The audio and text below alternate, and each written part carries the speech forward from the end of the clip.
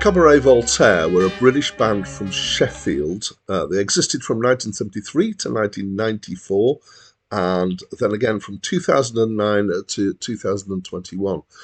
In their early days, they were definitely experimental music. Their live shows were often confrontational, and they were regarded as one of the foundations of industrial music.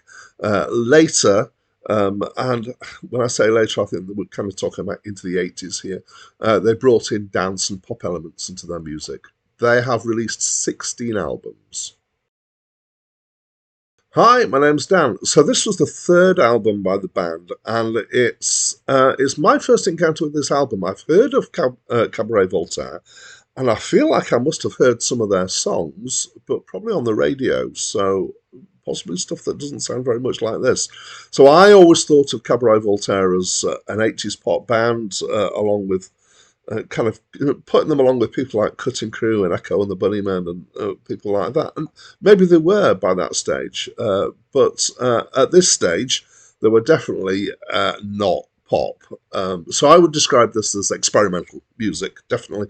It's messing about with sound. It's kind of got one foot in contemporary classical and similarities to some krautrock from kind of 10 years before this.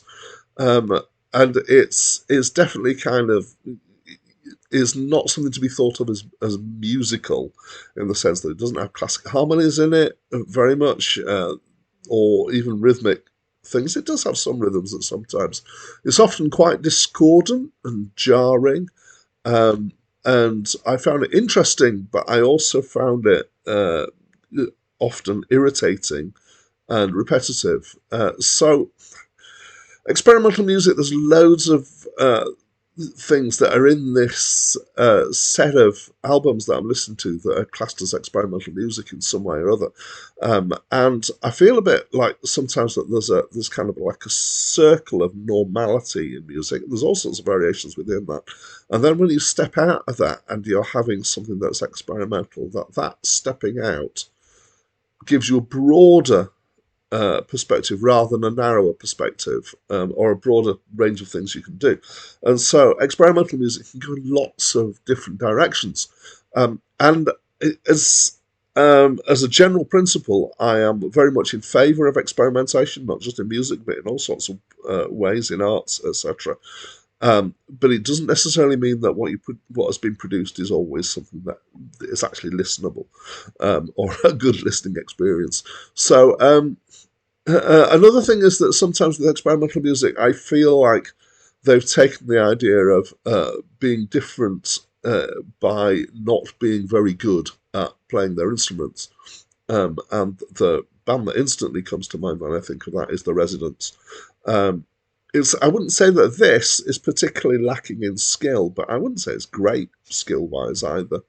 But I think, and it's led me to think again about why is it that there's some experimental music or weird music, if you like, that I really like, and some that I don't.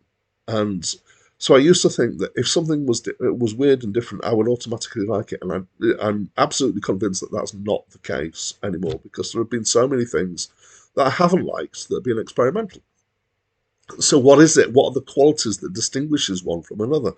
And I'm maybe coming up with a theory. It's been a while for thinking about this, and I think it might be about the aesthetic of it. So it's not necessarily about the musicality in that sense, but about how it feels when you listen to it.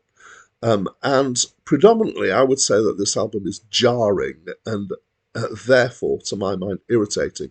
So there will be people who love this, who think this is a great album, and they may be the same people who like other stuff that's labelled industrial.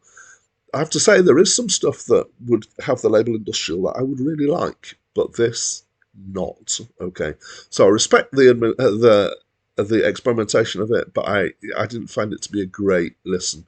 And I would say it's probably really for minority interest only. So That's what I think. I'd love you to tell me if you love this album, especially. Please tell me what the qualities are that you enjoy about this album, because obviously somebody does, and maybe a lot of people do, because it's on this list of the 3,000 greatest albums of all time. I don't really get it why people think it's that great, but maybe it's just the sheer differentness of it. Okay. That's what I think. Tell me what you think. That's it for me for now.